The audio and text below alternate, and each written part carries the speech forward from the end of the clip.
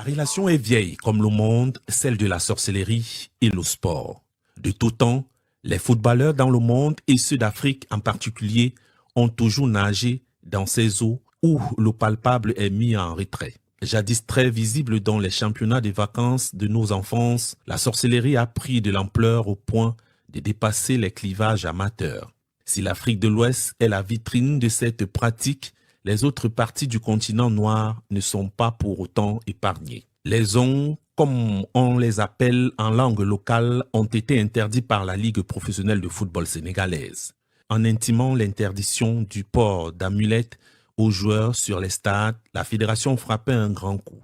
Mais les huiles et les breuvages de protection avant les matchs continuent d'avoir la cote chez les dieux des stades. Si d'aucuns parlent superstition, il est indéniable que l'épisode des serviettes volées aux différents gardiens qui affrontaient les Lions de la classe lors de la CAN 2025 a prouvé que cette affaire n'était pas des plus légères, même pour des nations fortement européanisées. Autant les encadrements mis sur les joueurs, autant s'attacher les services d'un bon féticheur n'est pas négligeable.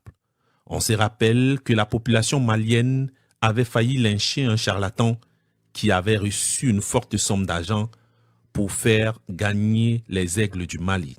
Au Cameroun, un collectif de tradis praticiens réventiques depuis plusieurs années s'appelle pour son apport dans les victoires lors des 4 récentes grandes victoires des Lions indomptables, lors des CAN et du tournoi olympique de Sydney.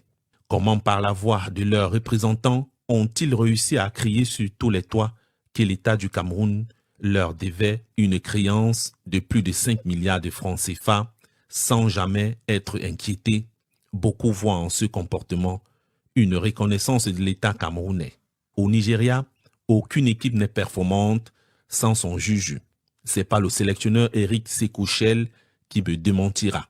Lui qui, en conférence de presse, après que sa sélection n'ait pas pu se qualifier contre les Léopards de la RDC, avait parlé de pratiques vaudou. De tout temps et dans presque toutes les générations, l'usage de la magie dans le football n'est qu'un secret de polichinelle.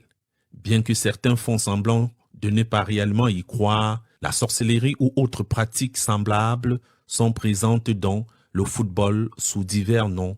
Certains appellent les préparateurs psychologiques.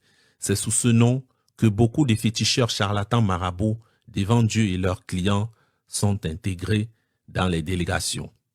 Alors, dites-moi, vous pensez vraiment que des incantations ou autres rituels puissent changer le résultat d'une rente? Fair play, grand reportage, à samedi prochain.